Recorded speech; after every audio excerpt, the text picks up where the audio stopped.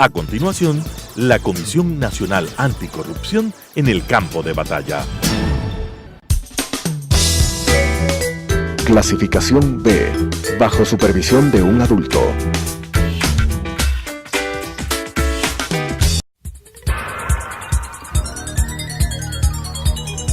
Las opiniones vertidas en este espacio por la producción y dirección del programa son de exclusiva responsabilidad de sus autores y de quienes intervienen en ellos.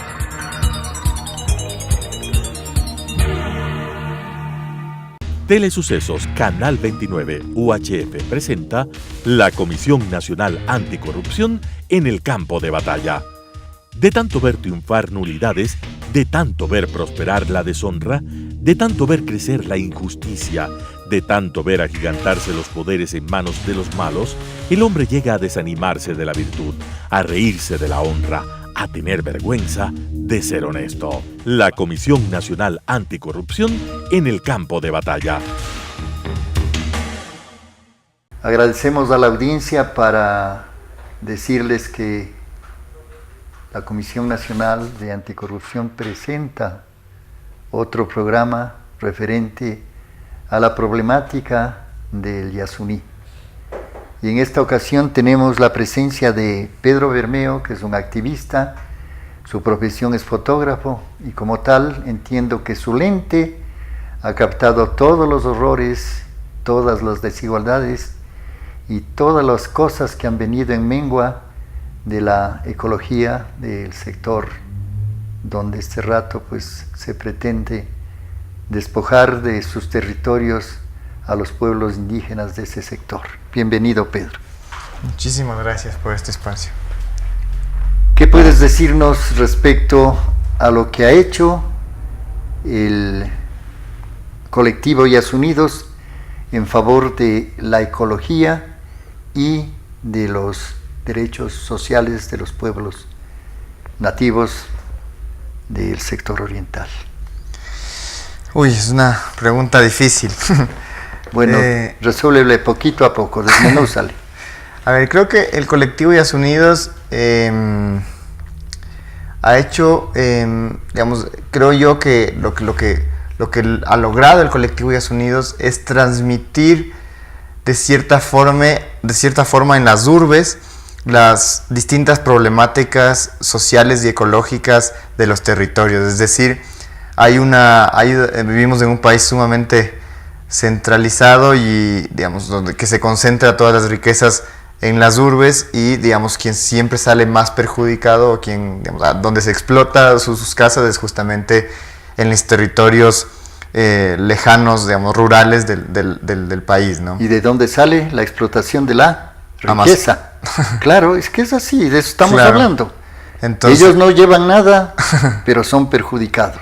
Así es. Alrededor de ya 50 años que vamos en la explotación petrolera. La era petrolera. Y vemos que las zonas más pobres del país, las zonas más afectadas son justamente donde se extrajo el petróleo, ¿no? Creo que no sé si tú eres demasiado joven, este es un proverbio político que salió hace muchísimos años y salió desde Venezuela. Se decía que el petróleo es el excremento del diablo y que todo aquel que toca el petróleo está inmiscuido en el tema de petróleo, sale con las manos manchadas. ¿Qué opinas tú? Bueno, creo que definitivamente así es. Creo que hay un vínculo extremadamente importante entre la corrupción y el petróleo. Creo que, digamos, es algo innegable que se ha podido demostrar, que ha ido saliendo a la luz en los últimos años acá en el Ecuador, en estos últimos 10 años de correísmo, ¿sí? Que se ha visto cómo, digamos, esta explotación petrolera en los territorios se va haciendo con una serie de amarres y arbitrariedades en beneficio de unos pocos, ¿no? Y eso es en general lo que caracteriza a la extracción petrolera, es decir, siempre nos han vendido el discurso de que el petróleo nos va a sacar de la pobreza, pero, digamos, nosotros vivimos el ejemplo empírico en nuestro territorio, es decir, existe el caso de Texaco Chevron, donde se ha visto cómo a quien, digamos, benefició no fueron a las comunidades, no fue al Ecuador, sino fue una transnacional que se llevó todo el dinero, que destruyó gran parte de la Amazonía y que es más, ahora incluso, digamos, perjudica al país entero, ¿no? Con este juicio de más de 20 años que sigue, digamos, esperando un resultado y que no se puede ver una luz al final de ese túnel todavía. Pero en uno de los segmentos hemos perdido. Tenemos que pagar una cantidad muy respetable. Sí, bueno, eso es algo que todavía, digamos, no está concretado. Hay posiciones diversas al respecto. Creo que hay un grave problema cuando el Estado se mete en un juicio que no es del Estado. Este es un caso independiente, es decir, quien pone la demanda son los 30.000 afectados del Frente de Defensa de la Amazonía, ahora la UDAPT, que es la conglomeración de todos los indígenas y comunidades colonas del sector, que fueron las afectadas, y no el Estado. Por lo tanto, hay una mala interpretación ahí de la demanda que obviamente están usándola para beneficiar a la transnacional, ¿no? Esperamos que esto no se dé de esa forma y que a la final que se reparen los derechos de toda esa gente amazónica que ha sido afectada, que cada vez sigue pasando más y más tiempo y que a la final siguen siendo perjudicados, ¿no? Porque hay que entender que cuando hablamos de perjudicados no estamos hablando solamente de perjudicaciones, no sé, económicas, sino que estamos hablando de perjudicaciones con sus vidas, ¿no? Claro. Ellos están muriendo justamente por una serie de enfermedades relacionadas con la extracción de petróleo y la contaminación de su agua, la contaminación de su ambiente, de su aire, y que no podemos dejar de verlo, ¿no? Entonces creo que Yasunidos ha podido, volviendo a la pregunta inicial, Yasunidos ha podido de cierta forma visibilizar esas luchas, visibilizar esas problemáticas a nivel, masivo, a nivel nacional. Y creo que ese es uno de los puntos importantes, ¿no? Es decir, poner en la palestra política o poner en el debate estos temas ambientales, estos temas sociales. Sí, porque en la palestra política, tú sabes, no pasa nada. Así es, Los políticos son los beneficiarios de todos estos 50 años de petróleo, ¿no? Claro, yo siempre digo que la política no es la mala, lo malo son los políticos. Así es verdad. Y por eso es que nosotros como colectivo Yasunidos, que creo que también esa es una de las grandes cosas que hemos podido, una de las batallas que hemos podido dar es la inauguración de esta constitución en cuanto a los derechos de democracia directa, ¿no? Este mecanismo innovador que propuso la Constitución del 2008, en que las y los ecuatorianos podemos llamar a una consulta popular, o podemos revocar a un cargo electo, o podemos incluso crear normas. ¿Qué pasó entonces con esas firmas? Claro. Más de 500,000, ¿no es cierto? Así 700,000 y más. ¿Qué pasó con esas firmas? Porque hubo realmente una intención, una actitud positiva y todo el país respondió. Sí, justamente. En poco tiempo tomaron, ¿no? Porque se acercaba un joven y todo eso, porque todos ustedes jóvenes. Y sí, hay que destacar esto. En el año 2013, ¿qué edad tenías tú, Pedro? En el año 2013 yo tenía alrededor de... a ver, déjeme hacer los cálculos. Sin mentir. Debe haber sido... Arréglate, mésate la barba para que te acuerdes, a ver. Debe haber sido alrededor de unos 22 años, 20 años más o menos. ¿Te das cuenta? Sí. Y a esa edad tener la responsabilidad, y ahora te sientes un ciudadano más con toda su capacidad moral para hacer los reclamos. Sí, creo que esta lucha que hemos llevado ante todos los entes del gobierno, porque es importante decir que en ese momento, en el 2013, cuando se cayó la iniciativa Yasuní ITT y se permitió la explotación petrolera en el Yasuní, en el ITT, el colectivo Yasunidos buscó mecanismos creativos para protestar, ya que se prohibía a los jóvenes, no sé si te acuerdas de esta época en la que se prohibía a los jóvenes salir a las calles a protestar, pues, que incluso se les amenazaba con quitar los cupos de los colegios, de las universidades, etcétera. Y además había una represión brutal como nunca antes había habido, en que, cuando comenzó la represión del correísmo fue justamente con el colectivo Yasunidos en las calles de Quito y bueno, incluso en otras ciudades, ¿no? Entonces, todo comienza en ese contexto cuando el colectivo Días Unidos decide iniciar este proceso de democracia directa, justamente, digamos, con el doctor Julio César Trujillo, quien es el proponente de la iniciativa, al Consejo Nacional Electoral, ¿no? Y donde comienza incluso la propia Corte, no nos da la respuesta como dice la Constitución, sino que pide que primero recojamos las firmas para luego pedir la nulidad de las firmas. Claro. El manoseo de las firmas, el fraude de las firmas. Claro, entonces como vemos hay una serie de instituciones que están, digamos, está por un lado la SENAIN, la Policía de Inteligencia, que nos hace todo, que nos sigue, nos persigue, nos amenaza. Por otro lado está cuéntame todos los medios anécdotas de eso, públicos. cuéntame anécdotas del SENAIN, porque la gente tiene que saber, nuestro país tiene que saber estas cosas, porque eso no es noticia, Claro. pero son situaciones anecdóticas que han vivido ustedes y que eso es importante denunciar. Claro, Cuéntame bueno. anécdotas del SENAIN. Claro, como le comento, digamos, básicamente el colectivo Días Unidos se enfrentaba contra todas estas entidades del gobierno que intentaban perjudicar al colectivo o frenar este gran número de personas que queríamos recolectar firmas, que queríamos hacer la consulta popular, y buscaban todos los mecanismos. Entonces uno de esos era la institución de la Secretaría de Inteligencia, que es la especie de CIA del Ecuador, básicamente, Claro. para que la gente nos entienda, en donde, bueno, esta policía lo que hacía es perseguirnos a nosotros, amedrentarnos, incluso a mí, por ejemplo, me siguieron a mi casa, me llamaban a amenazar, que nos van a llevar presos, que nos van a, incluso, digamos, amenazas de muerte, y que no terminaba ahí, sino que nos buscaban, por ejemplo, incluso hay un informe de más de 600 páginas de este tema, ¿no? Donde se puede ver cómo nos escuchaban nuestras conversaciones telefónicas, donde habían 3 infiltrados de la SENAIN que trabajaban directamente con nosotros. Ustedes, qué lindo. Es decir, digamos, había un nivel de represión al colectivo realmente, digamos, tratado como si fuéramos terroristas. Pero ¿no? les tenían temor en todo caso. ¿Por qué? Porque si no, ¿para qué utilizar esos mecanismos de coerción y de abuso que solo se da en las democracias totalitarias? Definitivamente. No sé si siquiera podemos llamarle democracias, digamos, a esta etapa en la que tuvimos, ya que justamente hoy, digamos, en días pasados acaba el Consejo Nacional Electoral a anunciar que hubo un fraude al colectivo Días Unidos, ya públicamente, digamos, decir que hubieron irregularidades en una resolución. Yeah. Es un claro ejemplo de cómo fue todo el proceso viciado, es decir, cómo todas estas entidades, incluso los medios gubernamentales de ese momento, se dedicaban a perjudicar al colectivo, cómo la SENAIN nos atacaba, cómo los diferentes ministerios buscaban las formas en perjudicarnos, ¿no? ¿Qué respuestas tuvieron ustedes de todo esto en los medios colectivos? Estamos hablando de esa época anterior. ¿Qué respuestas tuvieron?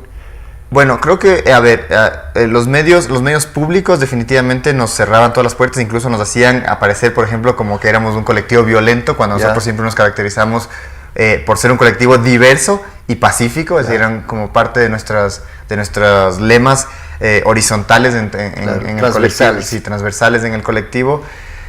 Y que, digamos, los espacios que teníamos era justamente la prensa independiente y más que nada, digamos, del apoyo de todos los grupos sociales que trabajaban en algún tema de derechos, ¿no? Nosotros siempre decimos que Días Unidos es tan biodiverso como el Yasuní, es decir, en Días Unidos había gente de todas las ramas de protección de derechos de seres humanos, de la naturaleza, de animales, es decir, había una gran diversidad, justamente porque era una cuestión, digamos, que es transversal, ¿no? Es decir, la protección del lugar más biodiverso del planeta y de los pueblos aislados y en general, digamos, de promover una iniciativa para evitar el calentamiento global es algo que nos preocupa a todos, independientemente de dónde estemos parados o si nos afecta o no las políticas de estamos Estado. Estamos viendo lo que está pasando en el mundo. Sí, así estamos viendo. Justamente, digamos, la gente que creemos en Dios, pensamos que el mundo está en juicio. Porque las cosas que se dan son inauditas. Nunca ha pasado lo que está pasando ahora. Sí, realmente hay una crisis ecológica, una crisis relacionada con todo el tema de la biodiversidad en el mundo, que es un problema sumamente grave, incluso más grave que el tema del calentamiento global, y el propio relacionado también con el calentamiento global, donde justamente en semanas pasadas la IPCC, la organización más importante de cambio climático en el mundo, ha salido con un estudio sumamente alarmante como nunca antes, en el que dice que básicamente tenemos una ventana de decenas de años, que alrededor de 20 a 30 años, para hacer un cambio en nuestra política, un cambio en nuestra forma de vida, y evitar que suba más de 2 grados del planeta, donde no se sabe exactamente qué puede ni siquiera pasar, ¿no? Incluso hay científicos que hablan de que se podría incluso llegar a extinguir la vida en el planeta, no solamente los seres humanos o el resto de la biodiversidad, sino en general la vida. Eso es, digamos, el cambio sin precedentes que podríamos estar causando nosotros con el cambio climático antropogénico, es decir, realizado por el ser humano.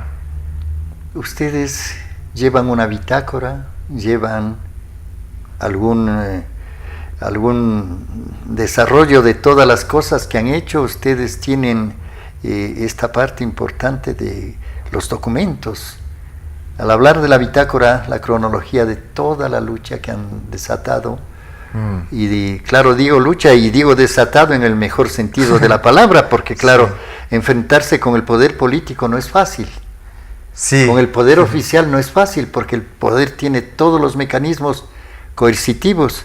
Así es. Y ustedes se iniciaron como jóvenes idealistas. Sí, realmente ha sido una lucha muy, muy parcializada, es decir, con la cancha en nuestra contra, con la cancha digamos, casi vertical. ¿Y el árbitro a favor? El árbitro a favor del gobierno. ¿Los jueces de línea igual? Todos en contra nuestra.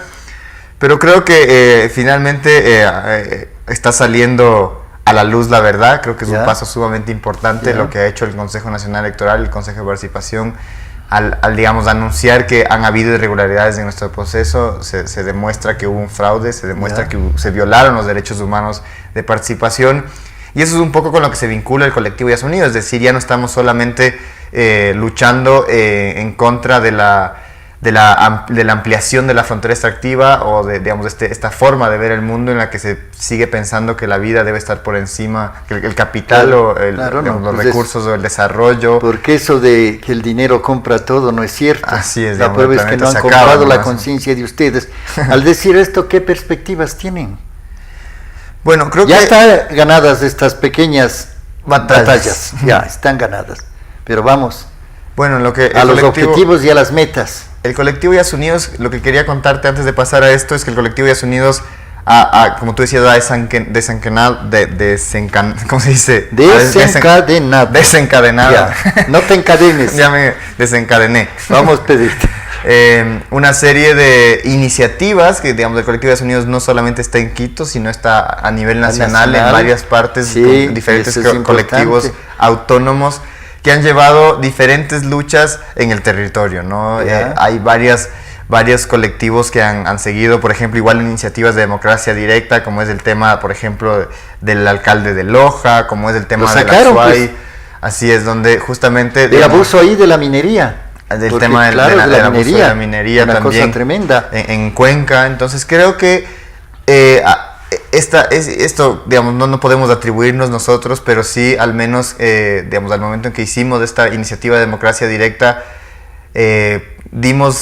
visibilizamos una herramienta de la Constitución que antes no se la tomaba en cuenta, ¿no? Y creo que eso ha sido sumamente positivo, porque... Indios no más son, se dice. Claro. No sé si has escuchado eso. Lamentablemente. Indios no más son. Sí he podido escuchar. Claro, sí, así es. Pero creo entonces que, digamos, eso es una gran oportunidad que se nos da al momento de decir que las y los ecuatorianos no tenemos que estar en cargos electos para hacer política, sino que desde la propia sociedad civil podemos tomar estas acciones y realmente conseguir cosas concretas, ¿no? Como destituir a un alcalde que no cumple con sus funciones, o parar un proyecto minero que afecta a la ciudadanía, que contamina el agua. Bueno, Cuenca salió avante en eso. Ganó el primer round y prácticamente les ha manejado alejados, ¿no? Y yo creo que seguirá. Entonces, en ese contexto, el colectivo Días Unidos seguirá dando su lucha principal, que es justamente, como su nombre dice, proteger el Yasuní. Y en este momento, digamos, al reconocerse que hubo un fraude, al reconocerse que se violentaron derechos, entonces lo que cabe es la reparación integral de las y los firmantes y obviamente de los promotores. ¿Tú te has de acordar que Correa, antes de salir ya en sus últimos años, hizo ese show propagandístico de la mano negra. Sí. Que fue una payasada porque había tenido que pagar y todo eso. Claro, justo según él, sí, pues según él, la gente venía en favor de el equilibrio del planeta, ¿no? Pero, ¿qué opinas tú de eso? Porque verás que el gobierno anterior o era el silencio, o era la publicidad, o era la mentira. Y yo en esta cosa veo los tres factores de publicidad y propaganda. Sí, creo que, digamos, el gobierno de Rafael Correa usó a la iniciativa Yasuní ITT, que es importante decir, no la creó él, digamos, acogió esta iniciativa hace varios años, en el 2007, y él la utilizó como un mecanismo de campaña, es decir, al poner esta iniciativa se lo vio como un gobierno de izquierda, verde, ecologista, que estaba innovando en la cultura política del mundo. Así es, incluso a los propios jóvenes, jóvenes que estamos en Estados Unidos. Te hago una acotación. La política verde tal vez sea por lo que los billetes gringos, los dólares son verdes. Digamos, sí, porque yo estuve alguna vez en Chile y los chilenos pedían dólares cuando ya estuvo Pinochet. Ajá. Y decía, por favor, ¿me podés dar una lechuga? Y la lechuga era aunque sea $1. Entonces estamos hablando tal vez de esa similitud, ese paralelismo. Sí, al parecer, digamos, ese fue el plan. El claro. Plan A, nosotros siempre decimos que él decía que el plan A era mantener el crudo del ITT bajo tierra y el plan B era la explotación, ¿no? Y nosotros siempre hemos dicho que nunca fue así, que siempre fue lo contrario, es decir, el plan B era el plan A, es decir, la explotación era el plan B. Pero había un plan C entonces, cargar con todo. Sí. Creo que, o sea, ese era el plan B, ¿no? El plan B siempre era explotarlo y venderse como un gobierno verde al comienzo y decir que no hubo el apoyo del mundo, la comunidad internacional, pero al mismo tiempo él mismo iba cortando ese apoyo, iba buscando las formas de explosionar eso a que no salga. Incluso hay un informe también de Contraloría de cómo Ivonne Baki hizo ese trabajo de hacer conocer la iniciativa de una forma que, bueno, creo que podría categorizarse de impresentable. Este rato, ¿no? Sigue siendo parte de este gobierno. Sí, lamentablemente. Las larvas de la corrupción del correísmo siguen vivas.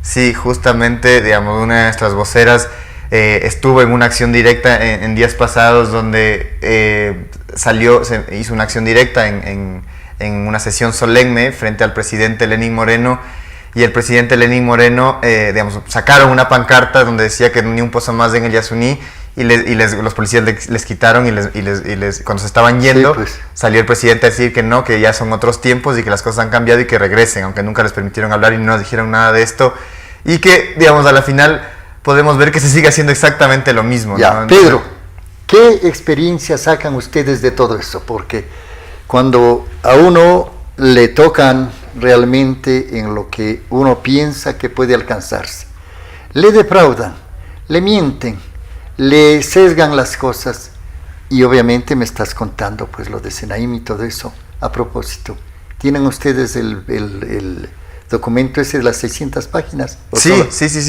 un documento que ya es público, digamos, que se ha filtrado y que está, digamos, totalmente en conocimiento. ¿Cuándo nos haces partícipe, Pedrito? Con mucho gusto, con mucho gusto. Entonces, terminamos ya esto, porque hemos conversado suficiente. Este es el control de las 12. Pero no le voy a hacer caso. Ha sido un gusto charlar contigo. No, un gusto, digamos, por brindarnos este espacio, por conversar contigo. Siempre para nosotros es importante poder evidenciar esto, y te agradezco muchísimo por darnos el espacio. Esto está abierto, este programa tiene las puertas abiertas para los Días Unidos, y cualquier cosa que podamos hacer, comenzando por esta cuestión de este informe del Senaim, sería interesante desmenuzarle y hacerle público. Y por ahí vino alguna vez una chica socióloga, y qué gente más importante también habrá donde ustedes para trabajar eso, porque eso hay que denunciar, Pedro. Así es.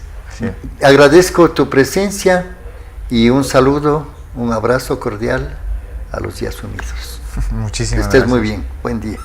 Gracias, señores, por su atención. Las opiniones vertidas en este espacio por la producción y dirección del programa son de exclusiva responsabilidad de sus autores y de quienes intervienen en ellos.